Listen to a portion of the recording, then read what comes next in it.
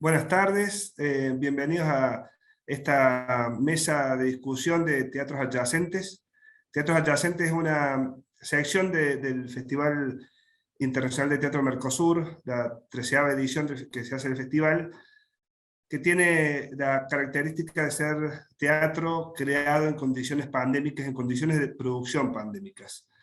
No teatro grabado, sino teatro cuya realización ha sido atravesada por las posibilidades que brindó que cercenó, o uno podría decir, la pandemia. Entender lo que está pasando es contemporáneo, y reflexionar sobre este asunto. Quien va a coordinar la charla es Cipriano Argüello Pitt, él es el moderador, y están presentes Pablo Roldán de Ecuador, Juan Parodi de Argentina, Marcelo Alacino también de Argentina, y Raquel Araujo Madera de México.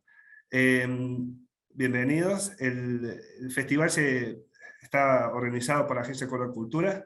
El director es Raúl Sancica, que les da la bienvenida y les da un saludo grande. Y quiero hacer una mención especial, un agradecimiento particular a la UNAM, a la Universidad Nacional de México, por haber invitado y colaborado con nosotros a que Raquel Araujo Madera pueda participar. Y también colaboró con una obra para teatro adyacente que se llama Diango con las aguas al cuello. Así que muchas gracias, Juan Meriá y a Elizabeth Solís por esta participación. Después de esta breve introducción, lo dejo a Cipriano para que modere la charla. Bienvenidos. Gracias, Leandro. Gracias, Leandro. Bueno, gracias a todas y a todos por estar acá. La verdad que es un tema que nos está atravesando a todos en este momento quizás de transición, ¿no? Donde los teatros están comenzando a abrir, donde está empezando a haber funciones con protocolo, donde está empezando a volver a la presencialidad.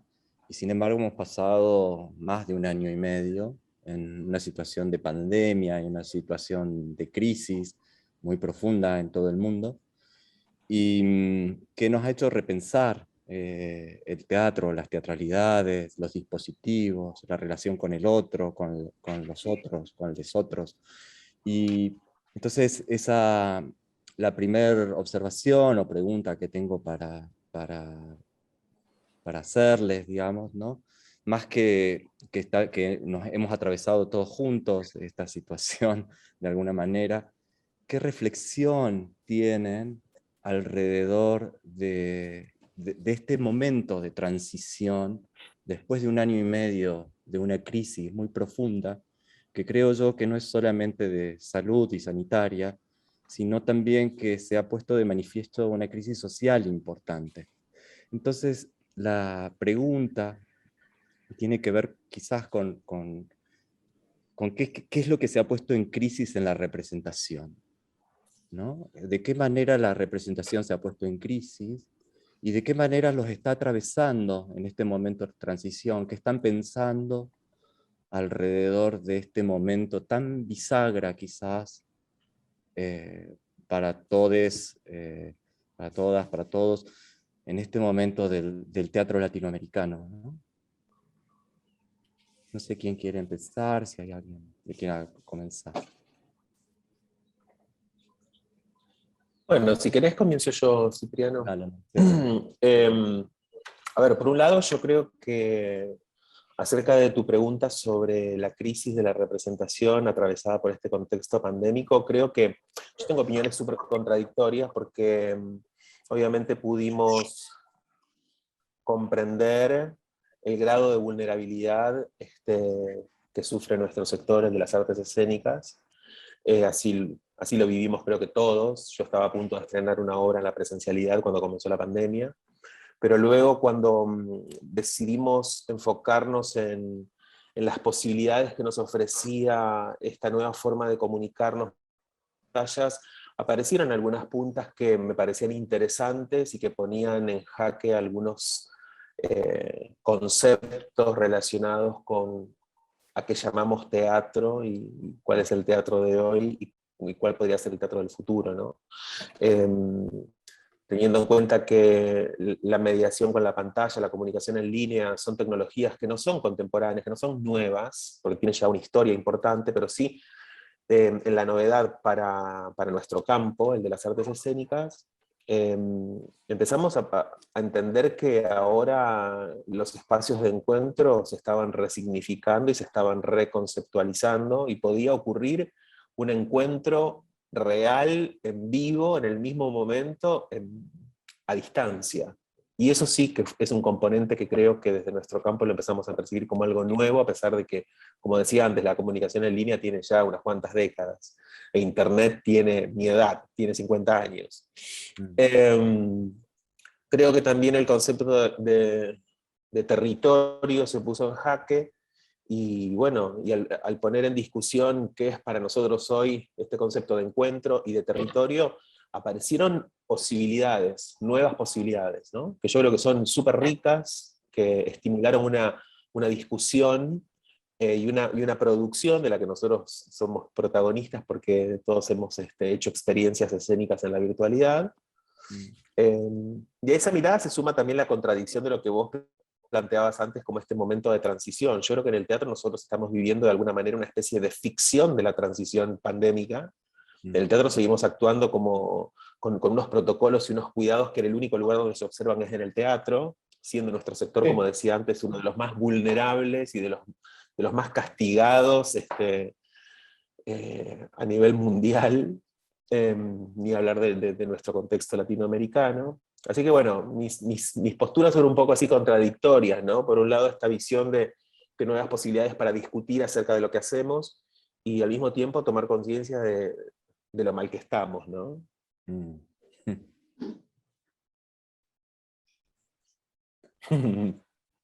Juan, Raquel, Pablo. Ok, voy. Pues la pregunta es fuertísima, Cipriano, y me va resonando mucho de lo que ha comentado Marcelo también. Sí, creo que a todos nos atrapó en plenas funciones. Nosotros veníamos develando una placa de una obra para niños en el pequeño espacio que tenemos en el centro de Mérida, que se llama Teatro de la Rendija, una obra de Maribel Carrasco. Y bueno, pues ahí me regreso, que después de este cierre de la casa, pues comenzamos a entrar a las casas de los demás a través de la pantalla. Por supuesto que nos puso pues más que en una sola crisis, como que nos evidenció las crisis tan pronunciadas que ya existían, o sea, desde el sector, como menciona Marcelo, ¿no? Nosotros al cerrar nos quedamos pues empezando a generar cadenas y redes de ayuda y de entrada de comida, de despensas para las personas que se quedaron sin trabajo al no poder dar sus funciones. Pero de ahí ya después de este poco más de año y medio de cierre, me impacta mucho la pregunta, Cipriano, porque sí, yo creo que hemos pasado por muchas etapas desde abrirnos a la virtualidad, y primero con este deseo de poder compartir con las personas a través de las redes sociales. Yo creo que la mayoría no nos imaginamos que iba a ser tan larga la espera, y nosotros comenzamos a cuestionarnos mucho el trabajo que estábamos haciendo al interior del grupo. Comenzamos a buscar otras formas de colaboración, y ya veníamos de una serie de producciones y una producción importante a finales del año, donde hemos ido poniendo al espectador al centro del teatro, al centro del trabajo escénico.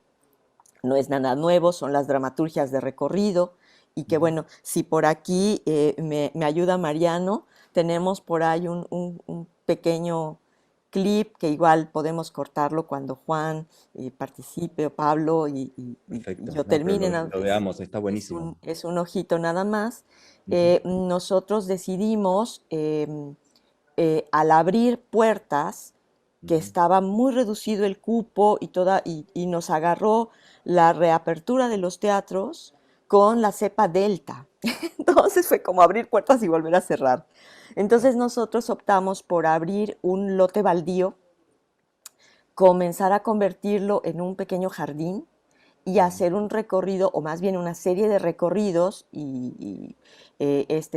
son fragmentos también de un recorrido que solamente con nuestras participantes especiales, que son Tina y Boshi, que son dos perritas que recorren el espacio, y luego es para un solo espectador, una sola espectadora. Aquí hay una de ellas que, eh, bueno, cada uno de los recorridos tiene diferentes temas, la mayor parte de ellos anclados a la importancia de la pregunta que es ahorita nodal para nosotros, que es cómo podemos vivir juntos. Mm. O sea, cómo podemos vivir juntos en este mundo y cómo el teatro es un espacio de reflexión para esa pregunta, ¿no? Entonces, es un poco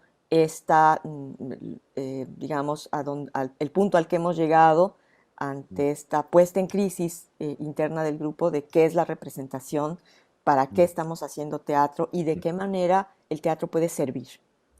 Esa ha sido un poco nuestra situación en este tiempo. Gracias. Precioso. Pablo. Sí, sí, sí. No, coincido con con él y con ese y con él y con todos nos coincidimos, es decir,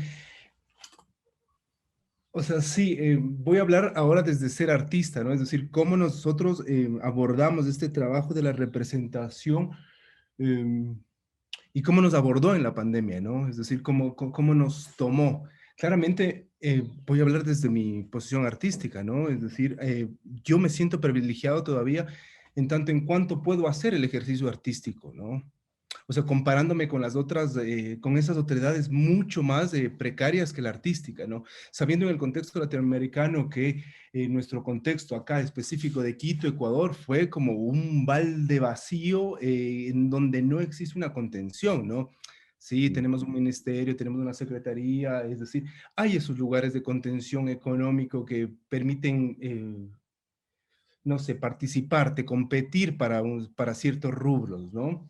Y claro, pero lo político siempre mancha todo, ¿no? Es decir, siempre nos coloca en un lugar, es decir, los artistas, las artistas, le artista es este, ¿no? O sea, nos coloca en ese lugar precario. Claro, y no teníamos que comer, cómo soñar, cómo divertirnos, cómo buscarnos dentro de esto, ¿no? Eso como un poco acompañando este discurso que tú dices, ¿no? Raquel y Marcel, un poco tomando algunas palabras de ahí, es decir, yo creo que en esa representación, en eso, cómo nos representó el Estado, me parece que es devastador, ¿no? Es decir, como siempre buscando esa ser paternales, ¿no? El patriarca, o sea, el pater en su totalidad, queriendo mirarnos y ayudarnos cuando nosotros no necesitamos. O sea, específicamente mi agrupación y yo no necesito del padre, ¿no? No necesito del padre que me acompañe para poder realizar una acción performativa, entrar en la multidisciplina, entrar en lo virtual, es decir, no necesito de eso, ¿no?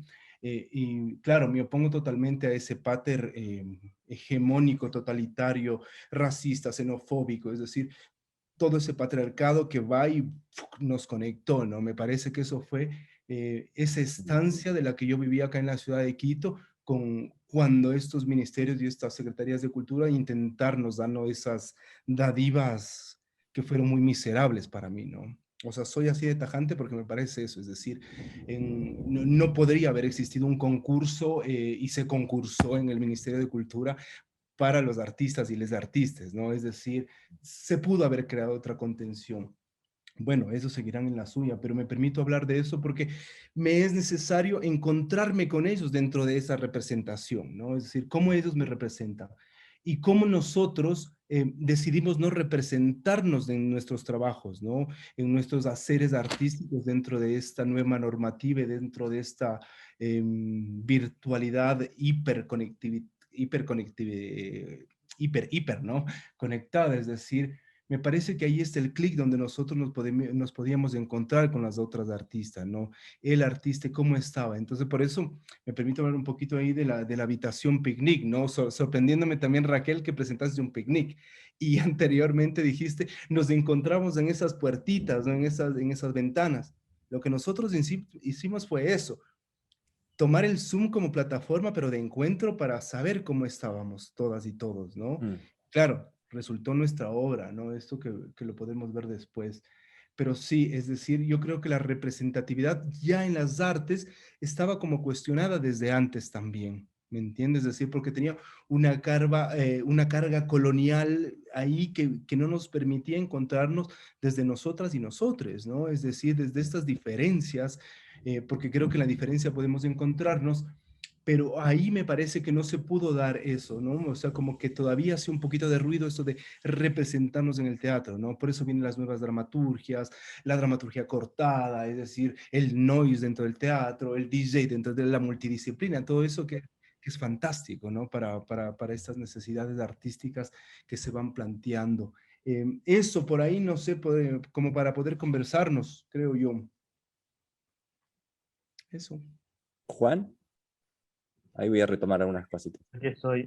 Bueno, muy interesante ir escuchando el mapa que van armando entre todos y coincidir además y ayudar a reflexionar. Voy quedándome con algunas cosas que comparto de todos y esto que dice Pablo, que de alguna manera también se reproduce en la Argentina y se debe reproducir en muchos otros lugares. Para mí, dos cosas. En principio, alguien, creo que Raquel hablaba usó la palabra de cuestionarse o cuestionamiento, ¿no? Yo creo que fue una etapa de grandes cuestionamientos y de reflexiones, y así como a quien la pandemia o el parate ayudó para poder ordenar su casa o conocer su casa o aprender a cocinar, yo creo que de alguna manera a mí en lo personal me llevó a cuestionarme, sí, en principio eh, los sistemas de producción que yo estaba, eh, que se estaban repitiendo y que por alguna cuestión, digamos, mecánica seguía repitiendo y seguía aceptando o avalando sin cuestionar y sin poder cambiar. Por un lado eso, y sobre todo también me ayudó un poco a reflexionar el sentido sobre los temas o sobre las cuestiones de las que yo quería hablar o quería contar o quería abordar a través del laburo teatral, ¿no? Que si bien eso es algo que estaba presente y que uno lo piensa y digamos, lo cuestiona y lo pone en discusión, yo creo que de alguna manera este parate fortaleció ese pensamiento y lo llevó como un extremo. En algún momento me cuestioné hasta la necesidad de no volver a una sala, sentía la necesidad de no volver a una sala convencional, digamos, ¿no? Me parece que personalmente se puso mucho en juego. Vos hablabas, Cipriano, hoy de la transición. Yo pensaba un poco pensaba en otros acontecimientos sociales o históricos o políticos fuertes, al menos de nuestro país, en relación a las artes escénicas, y cómo han sido motores muy importantes de explosiones creativas y de movimientos. Seguramente esto que nos pasó, que fue tan fuerte y que sigue siendo fuerte, no está teniendo inmediatamente una repercusión a nivel de la construcción artística o de lo que uno propone artísticamente, ¿no? Probablemente o no lo veamos dentro de mucho tiempo. Me parece que es tan inmediato que hay algunas cuestiones que sí, que es una transición de alguna manera. Pensaba yo en otros acontecimientos nuestros de la historia, sé, lo que vino después de la dictadura, o en los años 90 con todo nuestro neoliberalismo, pero a su vez con una explosión de dramaturgia nueva y extraordinaria, o en el año 2001 con una crisis tremenda, pero con el año de mayor apertura de salas teatrales, al menos en Buenos Aires. Me preguntaba yo, bueno, ¿qué vendrá o cuál será la manifestación o el movimiento artístico que vendrá después de todo esto que nos pasó? Yo al menos ahora, por ahí es una mirada un poco pesimista, no lo veo. Estoy viendo como que estamos tratando o intentando volver de alguna manera, de la manera que sea, y en su mayoría tratando de reproducir los mismos sistemas que teníamos antes, ¿no? Como, bueno, no ha habido mucho cambio. Por ahí es un poco pesimista, pero necesitamos tiempo, un poco de distancia. Es interesante esto que decís, Juan, último, lo retomo, pero después voy hacia otro lado. Me pregunto si ese pesimismo que Marcelo lo decía antes de comenzar la charla, en realidad estoy spoileando un poco, ¿no? Que también Juan estás diciendo y que yo también veo en algún punto, si no tiene que ver con nuestra realidad argentina en algún punto, ¿no? No sé qué pasará en Ecuador, por lo que dice Pablo también, parece ser una mirada pesimista, y Raquel me parece que tiene como otra mirada en términos de que no han abandonado esa necesidad de buscar y estar juntos, ¿no? Creo que también acá sucede, digo, pero me parece que me volví a hacer la pregunta de esto, ¿no? Que todos nosotros, nosotras, hemos estado en este tiempo tratando de volver a establecer contacto con otros y con otras. Hemos estado intentando de encontrar comunidad de alguna forma, ¿no? Que esto que es tan precioso para el teatro, para las artes escénicas en general, como una pequeña práctica de ciudadanía, y que dentro de la crisis sanitaria y política que estamos viviendo, esto parece puesta en crisis permanentemente, ¿no? Eh, en realidad, la pregunta, quisiera retomar un poco lo de Raquel, que es como claro, ¿no? ¿Qué estrategias tenemos hoy para estar juntos, digamos? ¿O qué nuevas estrategias tenemos para estar juntos? Si es que el teatro es eso, ¿no? Porque por ahí ustedes me dicen, bueno, no, quizás no sea esa una de las instancias del teatro.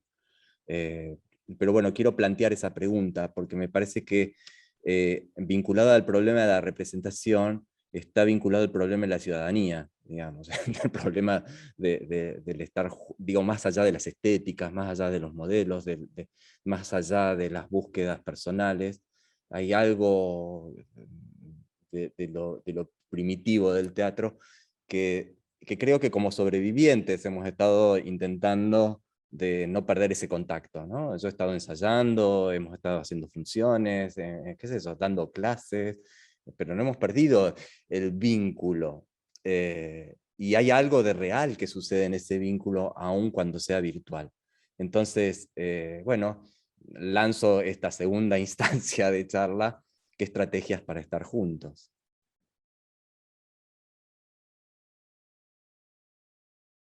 Bueno, voy. Ok, sí. Una cosa que no les expliqué cuando mostré el video es que el espectador o espectadora que está haciendo su recorrido trae un teléfono y está prestando su cuerpo para que quienes están en casa vivan el recorrido con él o ella o ella. Lo mismo que las perritas, ¿no? Entonces, ese ha sido un experimento interesante, pero aquí paso a un tema que es un tema muy duro y que tiene que ver con la economía, ¿no? Ese proyecto ha sido, creo que, el más efectivo desde mi punto de vista para los espectadores, las espectadoras. Nos tocó, por ejemplo, una persona que acababa de pasar por COVID. Entonces era la primera vez que salía y respiraba y que estaba en el jardín y que... Entonces, esas experiencias han sido muy lindas, pero es el proyecto menos redituable que tenemos. Es un proyecto gratuito, el equipo que está alrededor de proteger y de cuidar y de atender a las personas que llegan. Bueno, y en contraste con ello, yo creo que los rostros que siempre han sido más visibles, cuando menos aquí en México, que han sido actores que están en telenovela o que están en series, pues son quienes han vendido muchísima más cantidad de boletos cuando han realizado funciones, ¿no? En Zoom o en diversas plataformas. Yo creo que ese es un tema álgido. Y bueno, o sea, las estrategias ahora, no, creo que no solamente con relación a encontrar vías de comunicación con nuestros espectadores que puedan entrar en un nodo de interés. ahí yo lo que podría decir en contraste con de nuevo estos masivos es que yo creo que a través de las pantallas y de estas otras estrategias de comunicación con espectadores, que es en esta intimidad, como decíamos, de estar en la casa de otro, se han generado amistades profundas de personas que no nos conocemos. Mm. Y yo creo que eso es un paso más, a pesar de que nuestras salas, en el caso de nosotros, son espacios pequeños, donde conoces a muchos de los espectadores. Yo creo que se ha dado un canal de comunicación, como dice Cipriano, muy especial de vincularnos y de interesarnos por el otro, que no ocurría, tal vez, pues, es el síndrome prepandemia, donde todos estábamos, como siento yo, incluso un poco más aislados de lo que estamos ahora, a pesar de estar todavía confinados en algunos casos. Mm. Esa es mi aportación. Qué hermosa paradoja, ¿no? Estar confinados y buscar al otro, digo, hay algo de eso como intenso, creo, ¿no?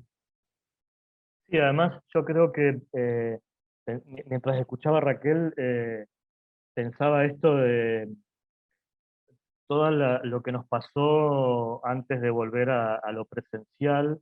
Sentía como que toda la conexión virtual hizo como si se incrementara el deseo después para poder encontrarnos, ¿no?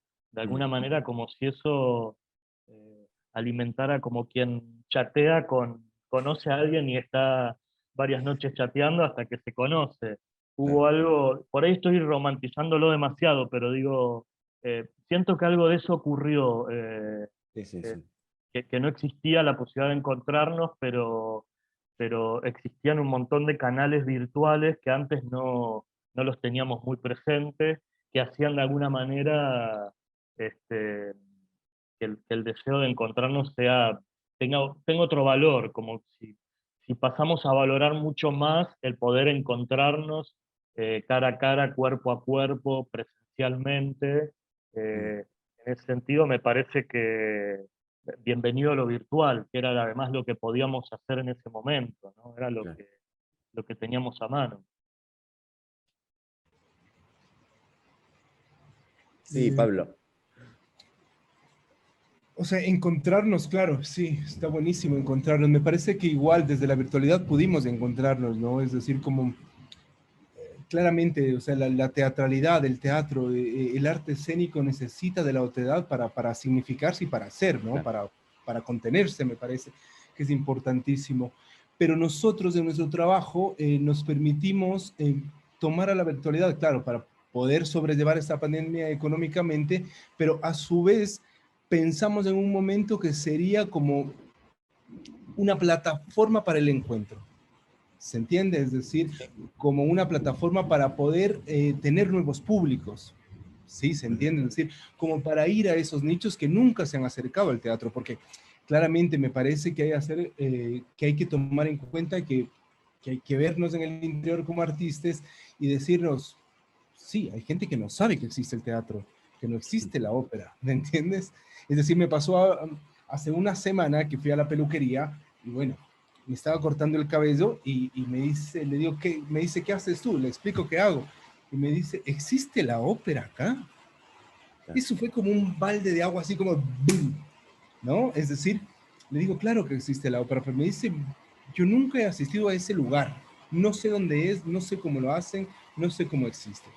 Claro, retomando esta pregunta que haces, o sea, ¿cómo encontrarnos, no? Es decir, tal vez esta virtualidad nos permite eso, buscar en esas otredades que no se significan en nuestro trabajo profesional, pero buscarnos en esas posibilidades, ¿no?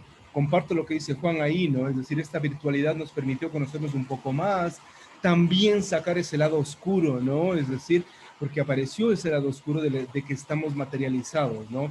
O sea, en pandemia acá en el Ecuador, se lucró con la pandemia, ¿me entiendes? Se lucró. O sea, ni el malo más malo de Marvel pudo haber sido tan malo.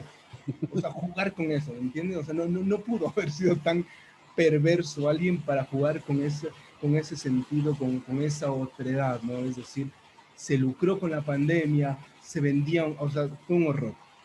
Entonces, ¿cómo no poner eso en disposición a ver estos nuevos públicos, ¿no? A encontrarnos de eso que cada uno y cada una lo logra hacer, ¿no? Porque coincido con lo que dice Raquel, es decir, en momentos nos tocó sobrevivir, pero en momentos también a nosotros nos pasó una cosa muy interesante, que fue el que pudimos dar un auspicio mucho más rápido, por ejemplo.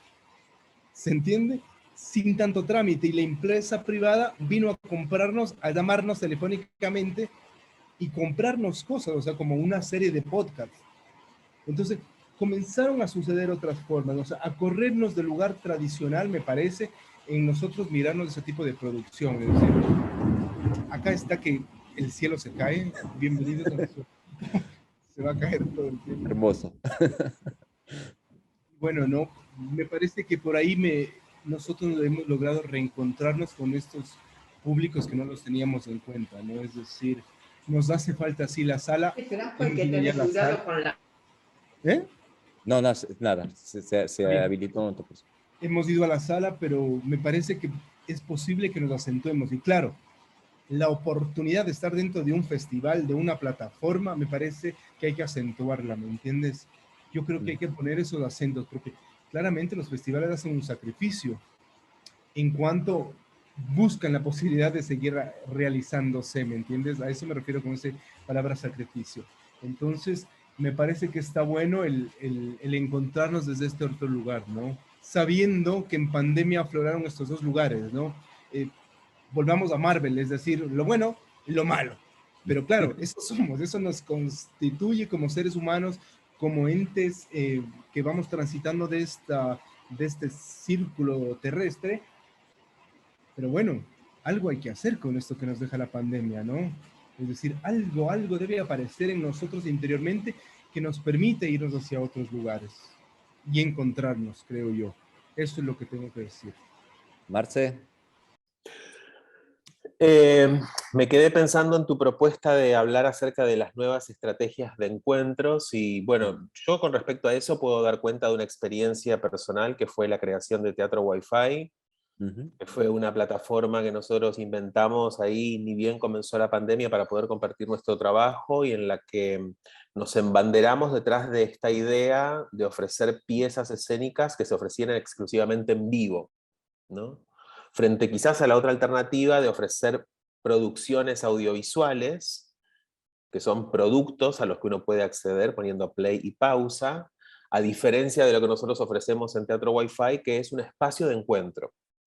Y es un tipo de encuentro, vuelvo a lo que planteaba en mi primera intervención, es un tipo de encuentro nuevo para nosotros, para nuestro campo. Es una forma de encuentro que desconocíamos, que no habíamos puesto en práctica.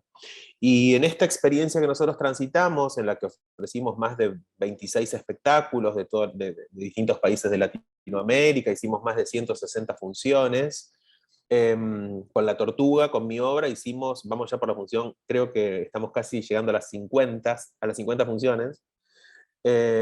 Nosotros podemos dar cuenta de que hay algo en ese encuentro mediado por la pantalla que es muy poderoso, un encuentro en el que la emoción y la sensorialidad son posibles, y me quedo con experiencias muy micro, muy íntimas, de encuentros que se dieron con espectadoras, espectadores en Colombia, en Japón, en Londres o en Canadá, ¿no?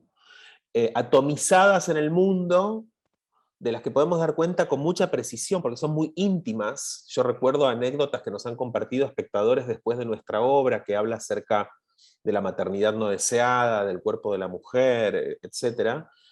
Recuerdo vivencias muy íntimas y muy personales de espectadoras y espectadores que luego en el espacio post-función nos revelaron cuestiones que nos conmovieron y nos transformaron profundamente.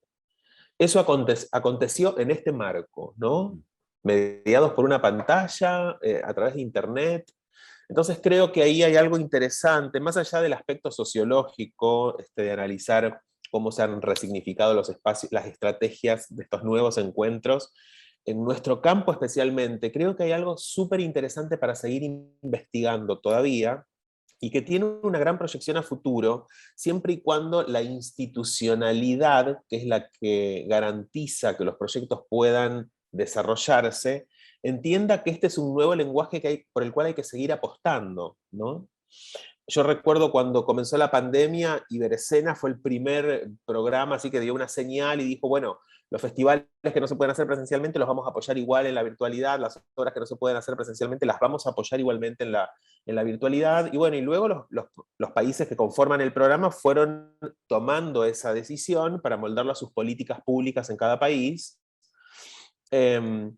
Pero creo que fue una cuestión de contingencia y no alcanzaron a ver la dimensión y la potencialidad que tiene esto a futuro. Nosotros como artistas tenemos nuevas herramientas para vincularnos con nuevas audiencias y para producir nuevos encuentros que recién ahora estamos descubriendo de qué se trata. Y yo en lo personal puedo decir, se trata de algo muy poderoso y movilizador. Uh-huh. Bueno, me das pie para algo que me preocupaba también, o que me preocupa, es que estos entornos virtuales también generan una crisis, hablaba yo de crisis de representación, también habla de crisis del lenguaje, ¿no? Y también hay algo de vinculante con lo tecnológico, que también en América Latina es muy desigual, ¿no? A mí me ha tocado dar clases en distintos lugares del país y puedo dar cuenta de que hay lugares del país donde directamente la conexión no existe, o es muy, muy mala.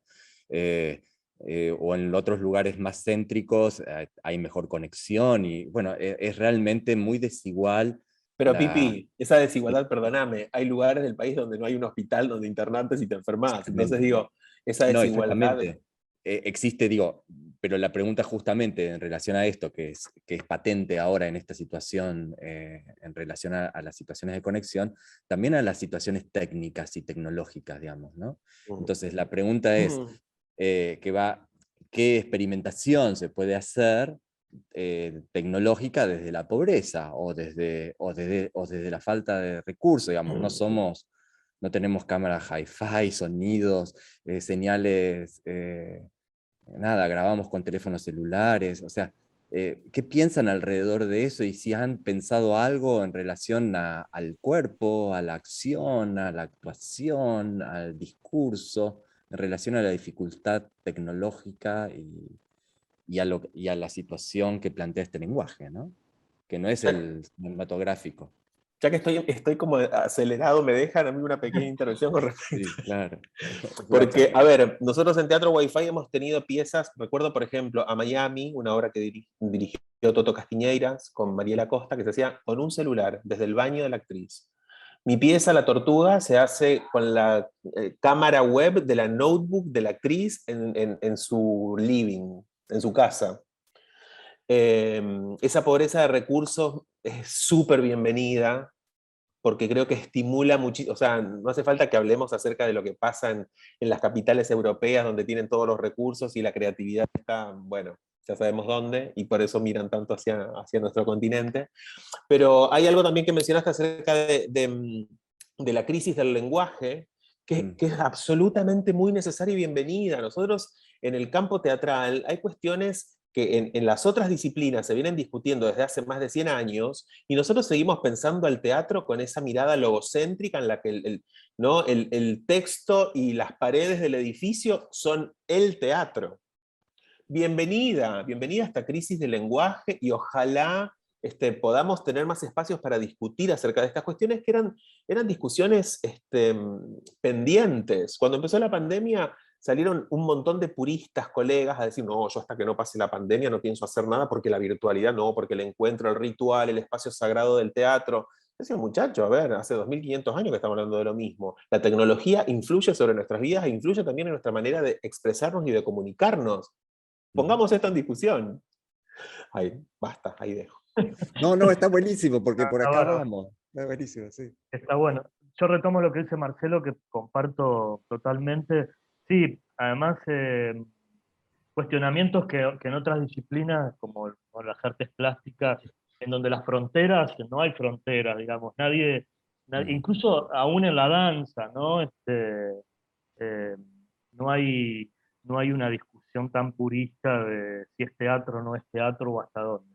Retomando un poco lo que vos proponías, en principio sí, yo creo que que la escasez de recursos, ya venimos demostrando que con esa escasez se pueden hacer cosas maravillosas. Bueno, Marcelo hablaba de su obra La Tortuga, que yo pude ver, y que está hecha desde la tecnología con algo muy, muy simple, y sin embargo logra atravesar, conmover, como cualquier pieza presencial en una sala, o aún más, ¿no? Porque cuando uno entiende el entorno, el contexto en el que está hecha, yo creo que eso además es un plus. Quería como retomar, no sé si me voy a ir por las ramas, pero dos cuestiones, en principio que tiene que ver sí con, en relación a la tecnología, algo personal que me pasó, por ejemplo, yo empecé a revisar mi archivo de obras grabadas y me di cuenta que era una porquería, que eran obras a que yo no podía mostrar, no podía entender cómo yo había mandado ese material a un festival o lo había mostrado en algún lado. Yo pensaba que yo tampoco me hubiese elegido si hubiese visto ese video de esa obra mía, ¿no? En principio me hizo replantear y tomar un poco esto que también tienen determinados artistas plásticos, que es el registro audiovisual de sus obras, ¿no? Entender eso como una parte más del laburo. Me hizo reflexionar mucho eso, y creo Sí. que espero poder revertirlo. Eh, y también una cosita que me quedó colgado de lo anterior, en relación a la producción, digo, comparto con Marcelo que bienvenido sea la producción a través de nuevos lenguajes, la mezcla, la no rotulación de nada. Sí me parece que me pasó en concreto algo que pasa habitualmente en el mundo audiovisual, que tiene que ver con el consumo, y que de pronto particularmente en un ciclo que gestamos con Maxi Legnani a principio de la cuarentena, que era se llamaba Leer en Casa, que creo que se replicó en Córdoba. Sí, sí, sí, sí. No, creo no, se replicó. Sí, se replicó. En algún momento nos dimos cuenta que estaba ocurriendo algo que era como la demanda constante de generar material, ¿no?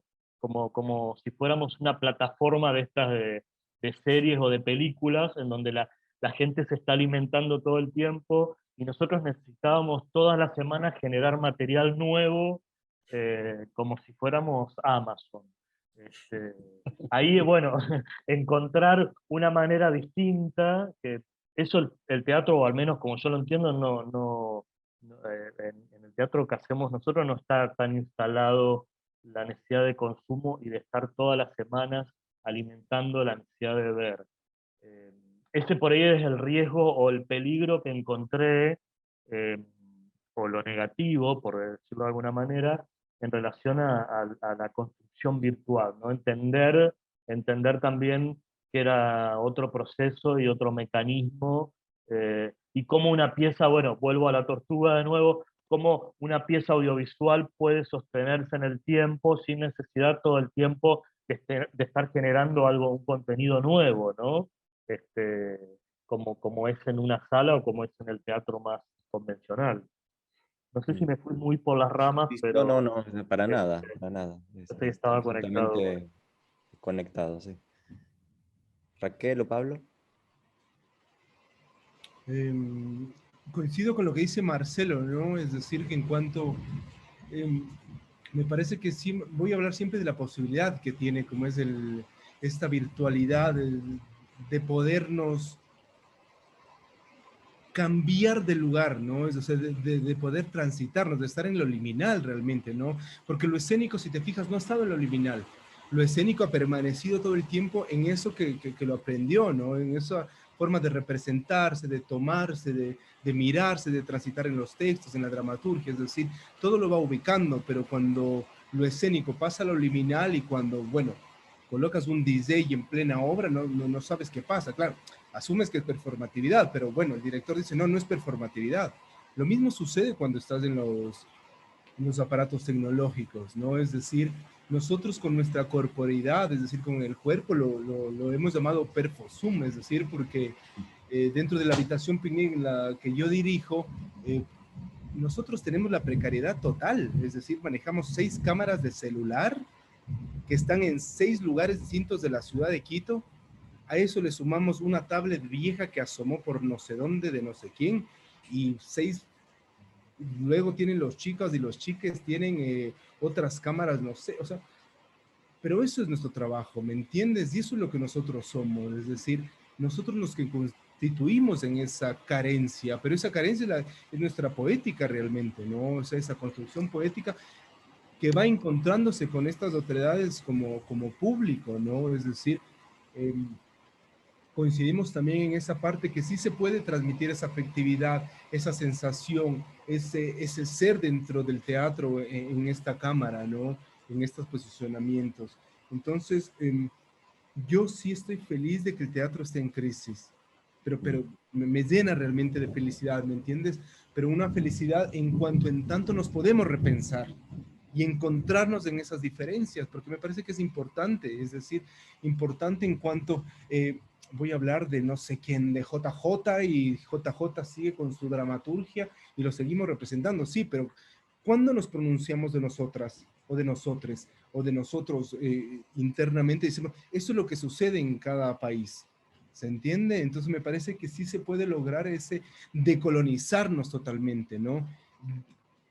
En esta comunión cuerpo-dispositivos tecnológicos comunicacionales, ¿no? Es decir, cómo crear afecto capital realmente, ¿no? Y cómo este afecto capital logra en poética, deviene en cuerpos, máquina, que claro, vuelvo a, no sé si dijo Marce o Juan, que claro, que lo escénico no se ha situado en eso, ¿no? Pero los visuales, es decir, hay gente cyborg, es decir, te pones una antenita acá, no sé, lo performático siempre está en lo liminal, es decir, y nosotros, bueno, vamos, ese es mi camino y lo hemos tomado por ahí, pero sí, o sea, me parece que es necesario también esos lugares de encuentro donde podamos discutirnos desde esas sensaciones que nos produjo la pandemia y en construirnos a partir de estas diferencias con Occidente, ¿no? Es decir, claro, Europa tendrá la cámara, no sé, V8 Cam Zoom 484.000, ¿no? O sea, sí, pero mi celular es el que se dio contra el piso. Bueno, sí es mi realidad, ¿me entiendes?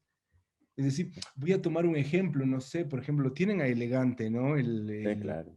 Bueno, él creó a través, Elegante ahora, no sé, el gobierno quiere recuperar eso, pero la laptop del gobierno y un micrófono que le dio Sebastián, su amigo, es decir, se puede lograr, ¿me entiendes? Claro, distintas formas de convivir el lugar artístico elegante y nosotros, artistas independientes o artistas independientes, pero bueno, me parece que por ahí va el sentido, ¿no? Es rebuscarnos, construirnos, acentuarnos, añorarnos, pero en esa construcción, ¿no? O sea, virtuales, pero sin dejar esto que, bueno, que es una virtud, ¿no? El poder abrazarnos y el poder sentir esa piel dentro de esto que nos contiene. Eso, no sé, por ahí. Gracias, Pablo. Sí. Por favor. Raquel, Sí, claro, me encantó. Me encanta escuchar a Pablo y el cyborg y bueno, sí, o sea, por supuesto, en esta crisis de lenguajes, al estar mediados por la pantalla, pues hemos tenido que volver un poco políglotas, ¿no? O sea, mm, poder encontrar la forma de ampliar gramaticalmente el teatro y comenzar a dialogar con el lenguaje de la pantalla y distanciándonos. Mi esposo es cineasta, entonces siempre hay ahí una gran discusión, ¿no? Y hemos optado, por ejemplo, por los planos secuencias. Pero aquí lo que me importaría mucho es platicarles, y ahí sí Mariano me ayuda a poner el siguiente video, pero Mariano, si lo puedes avanzar para que no veamos las letras, así un poquito, porque lo que les quiero decir es que en este ser políglotas y pensando que el teatro, que es el teatrón, que es el mirador y que es la pantalla, ha tomado también protagonismo. No, este si quieres, Mariano, sí déjalo, porque pensé que era el otro. Han tomado protagonismo personas que no siempre han estado en escena. Y en este caso, esta mujer que adoro con toda mi alma, que se llama Carmen, es la diseñadora gráfica de uno de nuestros grupos residentes, que es el grupo Belacqua. Entonces, toda la función, aquí están viendo la trasescena, no es la pieza, y ese en vivo, ella hace las ilustraciones mientras los actores van haciendo una especie de radioteatro de una obra de una dramaturga muy joven. Y pues eso a mí me ha parecido fascinante, ¿no? Cómo también se han descolocado los roles, los protagonismos en la creación. Y esto me encanta, ¿no? Entonces, ya vimos un poquito, Mariano, si nos puedes poner el otro que se llama Nivelungos, me parece. Sí, bueno, está perfecto. Este es otro de nuestros grupos residentes y aquí es un teatro de papel, pero también en Mérida, digamos, no es tan común que tengamos teatro de papel. Y pues esto fue uno de los grupos que comenzó a desarrollar. Lo que tiene muy hermoso esta obra, que le está yendo muy bien ahora que está en temporada, es que es bilingüe, está en maya y en español, ¿no? Entonces, la ilustradora de uno que colaboraba haciendo los carteles de uno de los grupos fue quien comenzó y que hizo por primera vez este trabajo de escenografía y de personajes de papel. Entonces, pues eso es lo que a mí me ha parecido muy interesante eh, para entrar en el diálogo sobre la crisis de los lenguajes y de descolocar el centro de la representación que ha estado en el cuerpo del actor, de la actriz, y que ahora, ¿no?, comienza a tomar un abanico de posibilidades con todos los colaboradores de la compañía. Y bueno, hasta aquí Bueno, dejaría. genial. Buenísimo. Para ir cerrando, pues ya nos vamos cerrando en el tiempo. La pregunta es doble, en realidad. Una es, ¿en qué andan? ¿No?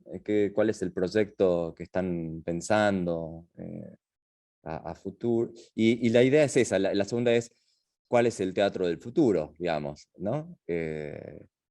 O las artes escénicas del futuro. Una pequeña observación antes de que me responda. Yo los conozco, bueno, a Juan, a Marcelo les conozco las obras en vivo, a Pablo los estuve viendo en internet y a Raquel la conozco por otras cosas, digamos, ¿no? Pero los cuatro son artistas que han explorado todo el tiempo situaciones liminales. O sea, de verdad, ¿no? Son artistas quizás atípicos para las artes escénicas. O sea, ustedes en su propia trayectoria han buceado este territorio liminal, ¿no? Entonces no me llama tanto la atención, digamos, en términos de lo que están hablando, porque hay coincidencia, pero podría ser que haya personas que han trabajado desde otra perspectiva que se encuentran quizás en una instancia de mayor incertidumbre todavía. No digo que no la tengan, digamos, creo que todos tenemos ese lugar de incertidumbre grande.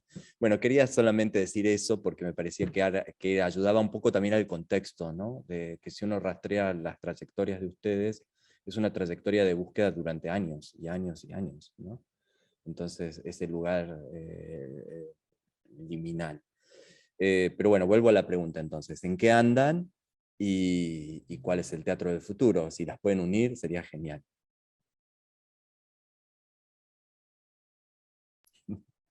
¿Quién larga? A ver. Bueno, yo les cuento en qué ando. Yo acabo de estrenar una pieza que sufrió las postergaciones de la pandemia, que se llama Mis Palabras. Es un texto que escribí hace unos años y que está en el Cultural San Martín, aquí en la Ciudad Autónoma de Buenos Aires. Y es una propuesta que está atravesada por mi experiencia en la pandemia, por mi experiencia con la tortuga. Es una obra que habla acerca del abuso y que utiliza un dispositivo que documenta ciertos relatos acerca del abuso y intenta describir cómo a través de esta documentación del abuso tenemos que intervenir con nuestra capacidad emocional, racional, para tomar partido, para ubicarnos. Es una obra, a ver, con actores en escena, pero con un dispositivo muy grande, así como con cámaras en vivo, con músico en vivo. Una experiencia bastante performática desde ese punto de vista. Y esa obra está conviviendo con las funciones que seguimos haciendo virtualmente de La Tortuga. El viernes, por ejemplo, me va a pasar algo hermoso. Este próximo viernes a las 20 va a estar virtualmente La Tortuga en el festival, y al mismo tiempo vamos a estar haciendo en el mismo momento mi nueva obra presencial en el Cultural, así que estoy muy emocionado con eso. Y bueno, y por otro lado estamos haciendo la convocatoria para el Festival Wi-Fi, y ahí también estoy ensayando una pieza que surgió en la virtualidad, en la que actúan actrices y actores que están viviendo en distintas ciudades. Hay una actriz que vive en México, otra que está en San Francisco, otra en Rafaela, en Santa Fe, en Buenos Aires. Es una experiencia muy movilizadora. De hecho, con algunas de estas personas no nos conocemos personalmente. Y bueno, y tengo un par de proyectitos ahí para el año que viene, ahí viendo a ver qué forma toman, pero eso es lo que estoy haciendo. Así que, como verán, digo, estoy como en diálogo entre el teatro que hacía antes de la pandemia, pero atravesado por esta experiencia, y también investigando en estas nuevas plataformas, en estos nuevos lenguajes, porque, insisto, me parece que es fascinante y que abre una posibilidad que es muy estimulante. Gracias. Ok, comparto. Bueno, pues felicidades, Marcelo, qué emoción, y que además también gente de por acá, de los grupos, ha sido parte de Teatro Wi-Fi, y eso nos ha encantado, ha sido muy, muy importante para nosotros. Y pues yo les cuento que nosotros, pues por primera vez vamos a hacer algo presencial grande, por decir, no solamente el recorrido de 1 a 1 en un teatro oficial, porque aquí ya estamos va a ser presencial el festival, el Otoño Cultural en Yucatán. Es una antiópera que también es bilingüe, maya-español, y bueno, estamos un poco inquietos con eso, pero pues compartir, creo que fue Juan el que mencionó, o sea, de esta vorágine de estar, ¿no? Haciendo nuevo producto, y eso también nos tuvo con el agobio durante este periodo del confinamiento, porque era la necesidad de meter nuevas producciones, y también por la necesidad de los grupos de presentar obras. Entonces, nos vemos ahorita en un momento en el que, si bien hemos estado confinados, necesitamos parar un poco, o sea, necesitamos repensar cosas. No quiere decir que no sigamos la indagación de Picnic, que se está transformando, y que espero el año que viene realmente poder indagar con mayor profundidad en esta especie de laboratorio de espectadores, ¿no? de ver cómo nos relacionamos, cómo el cuerpo que está ocupando ahora el espacio no es el del actor, sino el espectador. Y me interesa mucho revisar mi situación de mestizaje, ¿no? Porque si bien desde antes existía una necesidad de colocarnos como parte de un planeta que está viviendo esta sexta extinción, nos interesa mucho desde siempre reciclar, recuperar, trabajar con los elementos más sencillos. Ahora creo que es como mucho más intensa nuestra decisión al respecto, y lo que pretendemos en el 2022 es dar un espacio probablemente a menos producción de obra, a menos funciones de los grupos residentes, pero obras más interconectadas entre los mismos grupos residentes y nosotros, y tener procesos más largos de trabajo. La economía ya veremos qué hacer, pero es una necesidad ahorita a nivel artístico y humano, que es lo que nos tiene ahora con esa inquietud. Bueno. Juan. Está silenciado, Juan. Ahí está. Ahí estoy. Estoy con un proyecto dentro del festival, una ficción sonora que se llama Yo no soy la hija de Nina Simone, de Julie Gilbert, que es una autora suiza. Es una producción del Proyecto Prisma, que es una compañía conformada por Malena Solda y Valeria Kovadlov, que abordan la temática de género desde la ficción. Y bueno, en esta oportunidad me invitaron a dirigir este material, que se puede, creo que hasta el domingo está disponible en las redes del festival. Y también ahora estoy en la provincia de Entre Ríos, que es mi provincia natal, en un encuentro entrerriano de teatro, trabajando algo que, hablando del futuro, digamos, que es algo que me interesa seguir fortaleciendo y experimentando, que tiene que ver con la creación escénica en espacios que no son precisamente salas, sino que son espacios públicos. Ahora puntualmente estamos trabajando en un mercado municipal que hace muchos años está abandonado, un mercado de los años 40, que fue muy importante para la ciudad, pero que ya hace muchos años está cerrado, y con un grupo de aproximadamente 30 actrices y actores estamos trabajando desde lo espacial la construcción escénica. Pensando un poco en el futuro personal, es por ahí donde me interesaría seguir indagando, investigando y desarrollando el trabajo. Genial, gracias Juan. Pablo. Hola. Taca, taca. Quiero comenzar por la última pregunta, que es las artes escénicas del futuro. Es decir, yo pediría, o sea, no sé, es como una petición a ese Dios inexistente, pero ojalá las artes escénicas del futuro sean amparadas por alguien. ¿Me entienden? Ojalá. No sé si ustedes tuvieron la sensación de que en algún momento, pero como yo vivo en el bosque, en algún momento iba a entrar la mano de Dios, iba a decir, se acabó, ya está. Chicos, ¿aprendieron o no aprendieron algo? Pero nunca pasó eso. Entonces yo sí apelo a que en algún momento ese aparato gubernamental cambie el chip total, ¿no? O sea, porque nosotros estamos haciendo el ejercicio, o sea, si bien estamos dentro de lo liminal, pero todo comenzó a trascenderse, ¿no? Es decir, lo económico, lo político, lo social, es decir, todo comenzó a dar como una vuelta de tuerca, o sea, pasará de acá una década para que nos caiga la ficha y diga, sí, esto nos pasó, ¿no? A todas y a todos, es decir, logrará un tiempito como todo, es decir, es como ser niño Baldor, ¿no? Es decir, guardarlo y después proyectarlo. Pero sí, yo pediría que en algún momento cambie ese rol, ¿no? Desde el padre hegemónico, patri, que nos dejen de mirar desde ahí y buscarnos dentro de lo independiente y en ese lugar que podemos conllevarnos, que sería como muy diverso, muy de otro lugar. Eso, y en cuanto a qué estoy haciendo, ahora difundiendo las obras, es decir, estamos con la habitación picnic, por favor mírenla y la charlamos, la destruimos, o sea, sin miedo, por favor vayan. Tenemos otra que es la UIO, el país que somos, que dimos función al Teatro Nacional Sucre, es decir, difundiéndonos y manteniéndonos ahí, ¿no? Yo personalmente, como Pablo Roldán, estoy con Virginia, que es una ópera cumbia. Está el neoperreo, es decir, que no sé por dónde va, pero que tiene 20 objetos, un inflable de 2 metros hacia arriba, 3 de ancho, es decir, como en esa, ¿no? Esa indagación de saber qué es lo que me sucedió a mí dentro de este confinamiento, ¿no? Es decir, hacia dónde fue ese interior que estaba muy plagado de la afuera, ¿no? Y ahora como que estoy muy adentro. Eso, nada. Eso es lo que yo tengo que decirles. Muchísimas gracias a todos. Oye, Pablo, Bueno, yo tengo que conectarme y platicar más contigo.